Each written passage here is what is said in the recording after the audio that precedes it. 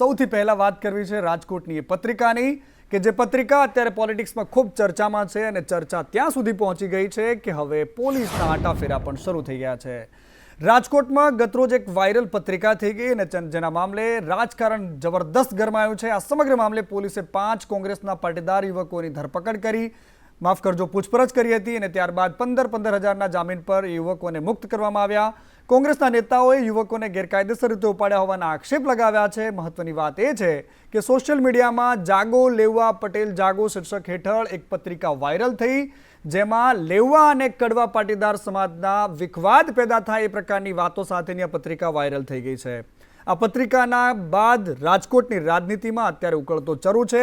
એક જ સમાજ વચ્ચે ભાગલા પડાવવાની આ રાજનીતિ કોણ રચી રહ્યું છે, કોણે આ પત્રિકાઓ વાયરલ કરી છે, એનું પગેરું મેળવવાની પણ કોશિશ ચાલી રહી છે। પરંતુ એના રાજકીય લાભ બંને પાર્ટીઓ પોતપોતાની રીતે જોઈ રહી છે। ક્યાંક કોંગ્રેસને એનો લાભ થાય એના માટેની પત્રિકા વાયરલ કર્યાના આરોપ છે, બીજી બાજુ ભાજપ કહે છે કે આ પ્રકારે વૈમનસ્યની રાજનીતિ એ કોંગ્રેસનું કામ છે। રાજકોટ સંસદીય મત વિસ્તારમાં લેવા પટેલ ઉમેદવારને પ્રતિનિધિત્વ મળ્યું ત્યારે જ આ લેવા કડવા પટેલો વચ્ચે વૈમનસ્ય પેદા થાય એવો પ્રયાસ કોણ કરી રહ્યા છે? આ હું નથી કહેતો, મેં આવી કોઈ પત્રિકા જોઈ નથી, હું કે મારી પાર્ટીએ આવી કોઈ પત્રિકા છપાવી નથી, હું કે મારી પાર્ટી ક્યાંય સમાજની અંદર વિભાજન થાય 20 વર્ષનો મારો રાજકીય ટ્રેક રેકર્ડ છે। અમે ક્યારેય આવો પ્રયાસ પણ કર્યો નથી ને પ્રયાસ કરનારા લોકોને કઠણ હાથે દાબવા માટે આ લડાઈને અમે રાજકોટના મેદાનમાં લડવા આગળ વધી રહ્યા છીએ। કોંગ્રેસ પાસે કોઈ મુદ્દો છે ને ચૂંટણી લડવા માટે, કોઈ નેતા નથી, કોઈ વિઝન નથી, એટલે તૃષ્ટિકરણની રાજનીતિ કરી એક કોમથી બીજી કોમ વચ્ચે વૈમનસ્ય ફેલાવવું આ કોંગ્રેસનો જૂનો ધંધો છે।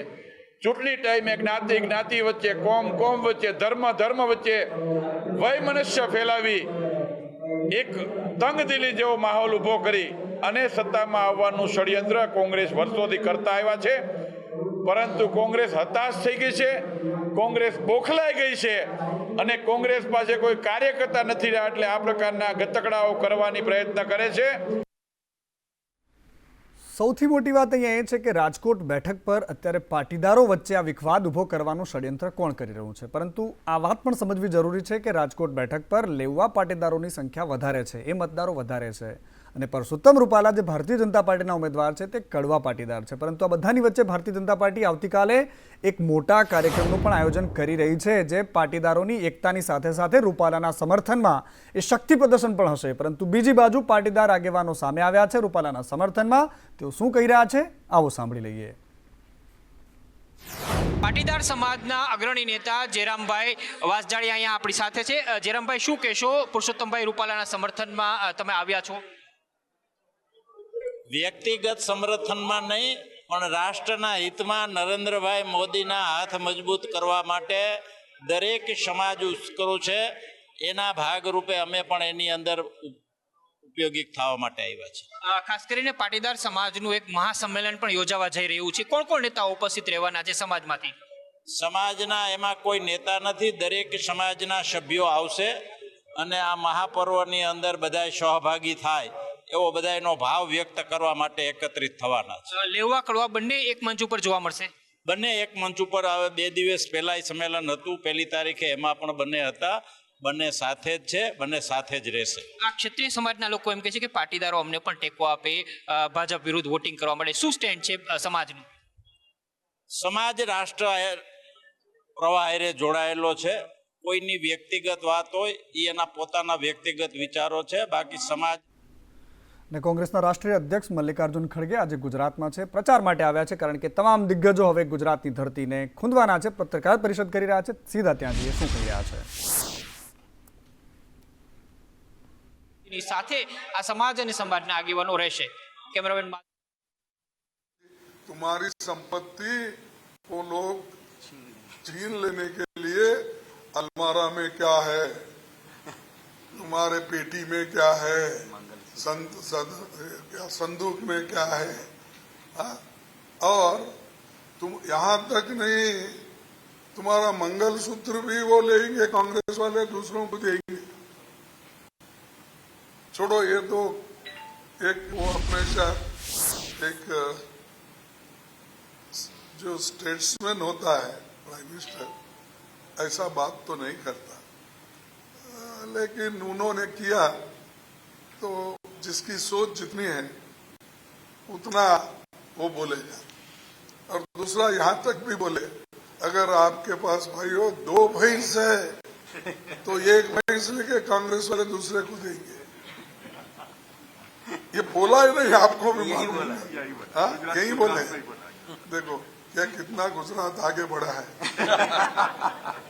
हाँ, तो ये जो चीजें हैं ये लोगों को भड़काने का, लोगों में एक गुस्सा पैदा करने का। देखो तुम्हारा छीन लेके वो कर रहे हैं, हिंदू मुसलमान यही है क्या, दूसरा नहीं। अरे देश के लिए आप क्या किए? जैसे कि नेहरू जी के उदाहरण है, जैसा कि इंदिरा गांधी जी के उदाहरण है।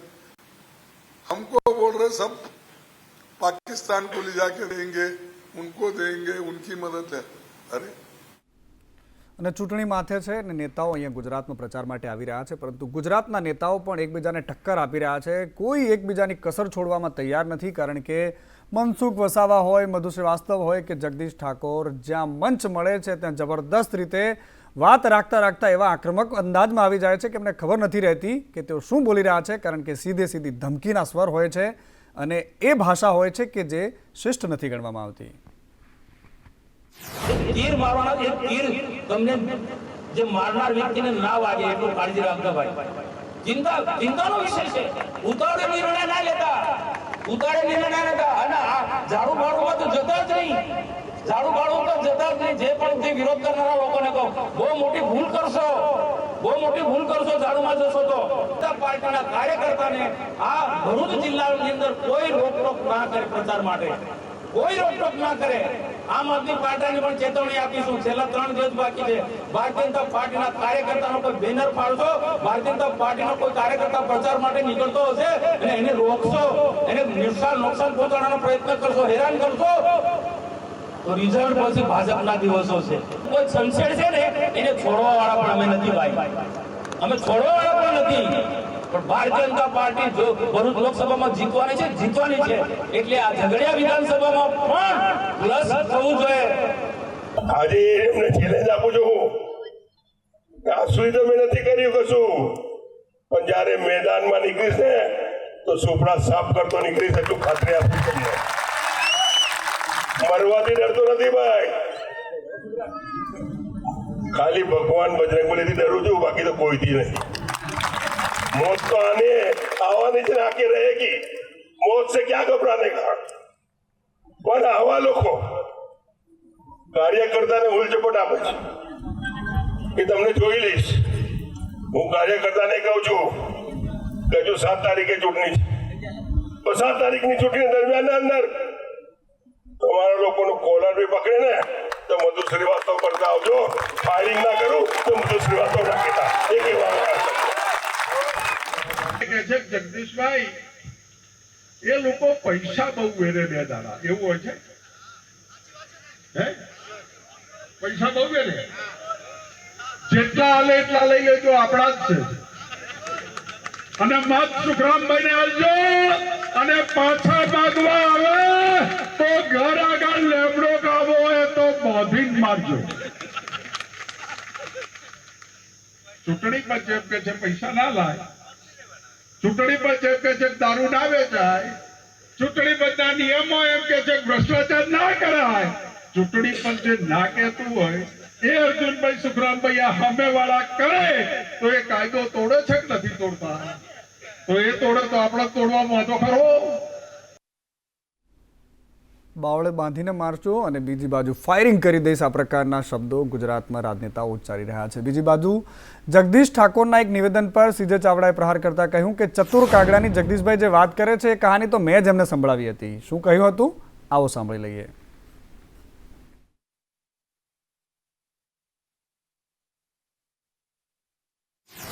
અને અમારા ચતુર કાગડાએ આખા જંગલના બધા જ પક્ષીઓના આંખમાં ધૂળ નાખીને જગમાંથી કઈ રીતે પાણી પીધું એ વાર્તા જગદીશભાઈને મેં જ શીખવાડી। એટલે ગટર ઉભરાવાનો પ્રશ્ન હોય, કર્મચારી કે અધિકારીના વાંકે ક્યાંક કામ ન થયું હોય, એના સિવાય બીજો કોઈ પ્રશ્ન આવતો નથી।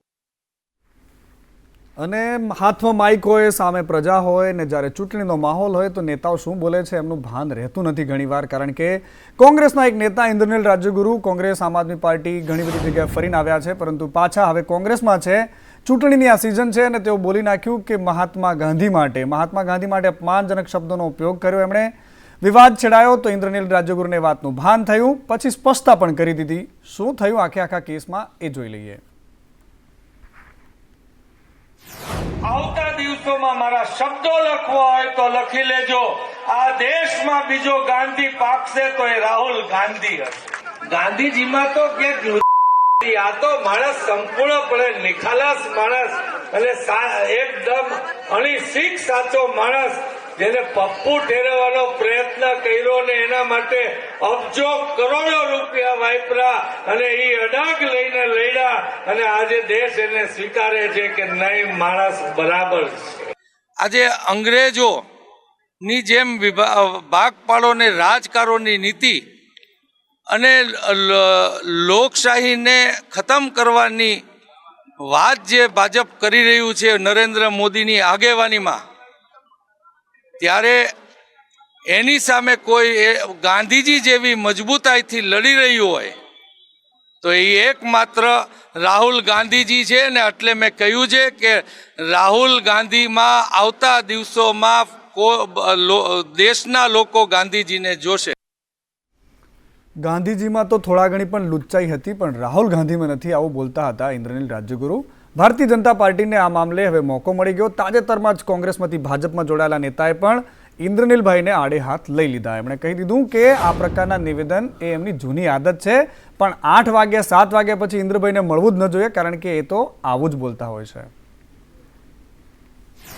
જે રીતે મહાત્મા ગાંધીએ ભારતને આઝાદી અપાવી છે, કોંગ્રેસ પક્ષની સ્થાપના કરી છે, એ મહાત્મા ગાંધી વિશે પણ હેલફેલ શબ્દો જ્યારે બોલવામાં આવી રહ્યા છે ત્યારે, અને એમને પ્રદેશ કોંગ્રેસ કે કોંગ્રેસ એમના માટે કંઈ કરી શકતી નથી, એ પરિસ્થિતિમાં કોંગ્રેસમાં રહેવું મારા માટે અસહ્ય હતું. બાકી તો ઇન્દ્રનીલભાઈ 7 વાગ્યા પછી માઇક આપ્યું હોય તો આ જ સ્થિતિ આવે એવું રામભાઈ અગાઉ પણ કહી ચૂક્યા છે. અને ગુજરાતના બગલમાં આવેલા દીવ દમણમાં પણ રાજનીતિ જબરદસ્ત છે, દરિયાની જેમ લહેરાઈ રહી છે. કારણ કે એક ઉમેદવાર બીજા ઉમેદવાર પર જબરદસ્ત આરોપ લગાવી રહ્યા છે. પ્રજાને મનોરંજન કરાવવાના ચક્કરમાં નેતાઓ એકબીજા પર એવા બધા આરોપ લગાવે છે. કોઈ કહે છે કે આ બુટલેગર છે તો બીજા કહે છે આ ભાગેડું છે. શું કહી રહ્યા છે એકબીજા પર નેતાઓ, આવું સાંભળી લઈએ. એમને કે તમે 5 વર્ષ ક્યાં હતા, દમણ છોડીને ભાગી ગયેલા, અને કેટલા તો કેસીસ છે એના પર, સીબીઆઈનો કેસ બી છે એના પર. એમણે જે ભ્રષ્ટાચાર કરેલો ને, લોકો નોકરીના પૈસા, જ્યારે જિલ્લામાં જેમાં ત્યાંના બધા રોડના એ કેટલા પૈસા ને એટલા તો કેસ થયેલો એના પર. ભાગેડું તો લાલુભાઈનો પરિવાર છે, તરુણાબેન ભાગેડું છે. ગુજરાતમાં કેસ ચાલી રહ્યા છે દારૂના બુટલેગરોના, તરુણાબેન પર, એમના સન પર, મારા ખ્યાલથી લાલુભાઈ પર બી બુટલેગરનો કેસ ચાલુ છે. દારૂનો ધંધો તો એમનો છે, બાર રેસ્ટોરન્ટ એમનું છે, વાઇન શોપ તો એમપીનું છે. લાલુભાઈ દારૂનો ધંધો કરે છે અને હર મહિને 100 કરોડ રૂપિયા કમાય છે ગુજરાતમાં દારૂ મોકલાવીને. અને ભરૂચથી કોંગ્રેસના નેતા મુમતાઝ પટેલે અફસોસ વ્યક્ત કર્યો છે. પ્રધાનમંત્રી મોદીએ પણ પોતાની વાતમાં ઉલ્લેખ કર્યો હતો કે અફસોસ એ પરિવારને હશે જે કોંગ્રેસના નિકટતમ પરિવારોમાંથી એક છે, ગાંધી પરિવારના સૌથી નજીક છે. અહેમદભાઈના પરિવારને અફસોસ થશે કે પોતાની જ પાર્ટીના આ વખતે મતદાન નહીં કરી શકે. અને આ વાત સંદેશ ન્યૂઝ સાથે મુમતાઝ પટેલે કરી. એમણે આ વાતનો પણ અફસોસ કર્યો. સાથે સાથે ચૈતર વસાવા માટે કહ્યું કે એમણે હજુ સુધી મને પ્રચાર માટે આવવાનું કીધું નથી. अभी मुझे वक्त मिलेगा और वो बुलाएंगे तो ज़रूर जाऊंगी, पर इस वक्त पिछले 1 महीने से जब से चुनाव शुरू हुए हैं तो मैं कांग्रेस के कैंडिडेट्स के लिए प्रचार कर रही हूँ देश भर में. अभी तक बुलाया नहीं है, पर आप ये जो सवाल पूछ रहे हैं तो आम आदमी पार्टी के बड़े बड़े दिग्गज नेता हैं जो आ रहे हैं, प्रचार कर रहे हैं उनके लिए, तो हमारा फ़र्ज़ भी बनता है कि हम हमारे कैंडिडेट्स के लिए पहले प्रचार करें. तो इसीलिए पहला फ़र्ज़ अपनी पार्टी कांग्रेस के साथ जिहाद शब्द का बहुत ही गलत मतलब दुनिया भर में निकाला गया है, तो उसको मैं अभी जस्टिफाई नहीं कर रही हूँ क्योंकि बहुत ही ज़्यादा बारीक इशू और बारीक टॉपिक है. ગજબ રાજનીતિ છે ગુજરાતની, કારણ કે આવું જ બધું આપણને સાંભળવા મળશે. પહેલાં હું પછી તમે. અને આ જ વાત હવે બનાસકાંઠાની કરવી છે. રેખા ચૌધરી બનાસકાંઠામાં ભારતીય જનતા પાર્ટીના ઉમેદવાર છે. એમના ગઢ એટલે કે લક્ષ્મીપુરામાં પાલનપુર શહેરની વચ્ચોવચ આવેલો વિસ્તાર કે જ્યાં ગેનીબેન ઠાકોરે પ્રહાર કર્યા. પ્રહાર કરતા તેમણે શંકર ચૌધરીની સાથે તેમના પતિ હરીશભાઈ પર પણ પ્રહારો કર્યા. સીધા પ્રહાર કરતા એમણે કહ્યું કે જે ઉમેદવાર છે એના કરતાં તો એમને ટિકિટ અપાવવાવાળા સૌથી મોટો ત્રાસ રાખે છે, અહીંયા ત્રાસ વર્તાવે છે. ટિકિટ આપવાવાળાનો ખૂબ ત્રાસ છે પાલનપુરના વહીવટીતંત્રમાં, અને ભલે ભાજપના પટ્ટા પહેરીને ફરતા હોય પણ 7 તારીખે આડું મોઢું રાખીને પણ તમારા ફોટા માટે બટન દબાવીશું એવું ભાજપના કાર્યકર્તાઓ મને કહી રહ્યા છે. આવો જોઈએ. શંકર ચૌધરીએ પણ એમના પ્રહાર કરતા એ વાત કરી કે કોઈને સરપંચ નથી બનવું, અહીંયા ડેલિગેટ બનવાની વાત છે. ધારાસભ્ય અને સંસદમાં આટલો ફરક છે. ધારાસભ્ય એટલે સરપંચ અને સંસદ સભ્ય એટલે તાલુકા પંચાયતના ડેલિગેટ એટલે સરપંચ. આ બેમાં કોઈને કીધું કે તમારે સરપંચ થવું છે, ડેલિગેટ થવું છે, શું કરે? હા ઠીક છે, કોઈને એમ લાગે કે ભગત બોલ્યા તો કોઈને એમ લાગે કે હા તાલુકા પંચાયતના પ્રમુખ રાજાબા બનવાનું છે તો એ એમ કહી દે તો ડેલિગેટ થવડાય. તાલુકા પંચાયતના પ્રમુખ બનવાનું હોય તો ડેલિગેટ થવડાય. પણ ડેલિગેટ ત્યાં તો નક્કી છે કે એ કરે તો હવે એ વાત તો છે ને, પ્રમુખ વાળો વિચિત ક્યાંય મગજમાં છે ને, તો પછી સરપંચ રહેવું કે વગર કારણે સરપંચમાંથી રાજીનામું વાળી ડેલિગેટ થવું તો પછી એમાં તો હોય. આ વિશે મને હજુ સમજણ નથી પડતી કે આ શું કામ કરતા હશે અને શેના સારું આવું કદી હોય છે. ગુજરાતની અંદર તો પેપર ફોડવાનો સિલસિલો ચાલે છે, પણ બનાસકાંઠામાં તો આજે વર્તમાન ચૂંટણી લડે ને આમ તો બધા મને આખા જિલ્લાની અંદર એક જ વાત કરે કે બેન આમ તો અમે ભાજપને માનવા વાળા છે ક્યાંક ને ક્યાંક, પણ આ ચૂંટણી લડે ને આ જે સામેના ઉમેદવાર કરતા એમની આજુબાજુ ફરવા વાળા અને ખાસ કરીને એમને ટિકિટ અપાવવા વાળા અને એમના હસબન્ડનો સૌથી મોટો ત્રાસ આ પાલનપુરમાં આખા વહીવટી તંત્રમાં છે. અમદાવાદમાં એએમસી અને ઓડાની એક એવી બેદરકારી સામે આવી કે જોઈને ભલભલા લોકો પણ માથું ખંજવાળતા રહી જાય. બોપલ વિસ્તારમાં એક બ્રિજ બનાવ્યો. બ્રિજનું કામકાજ જબરદસ્ત રીતે કામ કર્યું. 80 કરોડ રૂપિયાના એક કામ હતું અને કામનું લગભગ કામ પણ 80% જેટલું પૂર્ણ થઈ ગયું હતું. રોડ બની ગયો, આખી વાત પતી ગઈ, પરંતુ બ્રિજના બીજા છેડે એક દિવાલ હતી. રોડ પૂરો થયો ને તરત જ એક મોટી દિવાલ આવી જાય છે. 80 કરોડના બ્રિજ બનાવ્યા બાદ લોકોને ખબર પડી કે અહીંયા તો બ્રિજ પછી તરત જ દિવાલ છે, રસ્તો ક્યાં આગળ જતો નથી. હવે આ વિચાર કરો કે આ જબરદસ્ત કામ કરનારા મહાપુરુષો હશે કોણ? આ અમદાવાદના ઓડાના સત્તાધીશો છે કે જેમણે આ પ્રકારનું પ્લાનિંગ કરીને જનતાના રૂપિયાની મજાક કરી દીધી. આ દ્રશ્યો અમદાવાદના બોપલ વિસ્તારના છે કે જ્યાં આ પ્રકારે બ્રિજ બનાવી દીધો. એમને ખબર નથી કે બ્રિજ ક્યાંથી ક્યાં જઈ રહ્યો છે. આનાથી મોટું બેદરકારી અને ભ્રષ્ટાચારનું જીવતું જાગતું ઉદાહરણ શું હોઈ શકે? બ્રિજ ઉતરતા 30 ફૂટની અંતરે એક દિવાલ આવી જાય છે. આ બુદ્ધિનું પ્રદર્શન છે. સર્વે વિના જ બ્રિજ બનાવવાની કામગીરી કરી દીધી. એએમસીના અધિકારીઓને સમજણ ન હોવાનું, બિલકુલ એમની જે મંથર ગતિએ કામ કરવાની સાથે સાથે કેવી રીતે ભ્રષ્ટ ગતિથી કામ કરી શકાય એમની આ જીવતી જાગતી તસવીર છે. મ્યુનિસિપાલિટી કોર્પોરેશન અને ઓડાની એક મોટી ગંભીર બેદરકારી અમદાવાદની અંદર સામે આવી. એક બ્રિજ અહીંયા બનાવવામાં આવ્યો જે બોપલ ગુમાથી સિલદને જોડતો આ બ્રિજ છે તે બનાવવામાં આવ્યો છે. 4 લેનનો આ બ્રિજ 80 કરોડના ખર્ચે આમ ચકાચક તૈયાર કરી દેવામાં આવ્યો છે. અને આ દ્રશ્યોમાં પણ જોઈ શકો છો કે બ્રિજ બનીને રેડી થઈ ચૂક્યો છે, પરંતુ બ્રિજનો છેડો જ્યારે આપને બતાવીશ ને ત્યારે ચોક્કસથી તમે નવાઈ પામશો કે આ એન્જિનિયરો ક્યાંક ઊંઘમાં હતા કે નશાની હાલતમાં હતા, કેમ કે જે બ્રિજ પૂર્ણ થાય છે ત્યાં સામે દિવાલ આવી જાય છે. 4 લેનનો બ્રિજ બન્યો પછી કોઈ રસ્તો જ નથી. એક રસ્તો છે તે કાચો માટીનો રસ્તો છે ને ત્યાં જ આ બ્રિજને પૂર્ણ કરી દેવામાં આવ્યો છે. ત્યારે આ બ્રિજને જોતા ચોક્કસપણે સવાલ થઈ રહ્યો છે કે આપણા એન્જિનિયરોએ કયા પ્રકારે આ બ્રિજનું કામ કર્યું હશે. હાલ આ બ્રિજનું કામ 80% પૂર્ણ થઈ ચૂક્યું છે. બ્રિજના છેડાનું જે કામ છે તે ચાલી રહ્યું છે અને તેની સામે બરાબર આ દિવાલ આવી ગઈ અને દિવાલના કારણે બ્રિજનું કામ હવે અટકાવી દેવામાં આવ્યું. કારણ શું છે કે જે એન્જિનિયરોએ બ્રિજ બનાવી તો દીધો, પરંતુ આગળ તો કોઈ રસ્તો જ નથી અને ત્યાં જ આ બ્રિજ છે તે ઊભો કરી દેવામાં આવ્યો છે. ત્યારે ચોક્કસથી સવાલ થાય છે કે આવરી મોટી બેદરકારી સામે કોર્પોરેશન તંત્ર શું પગલાં લેશે? કેમેરામેન મુકેશ પરીખ સાથે નિકુલ પટેલ, સંદેશ ન્યૂઝ, અમદાવાદ.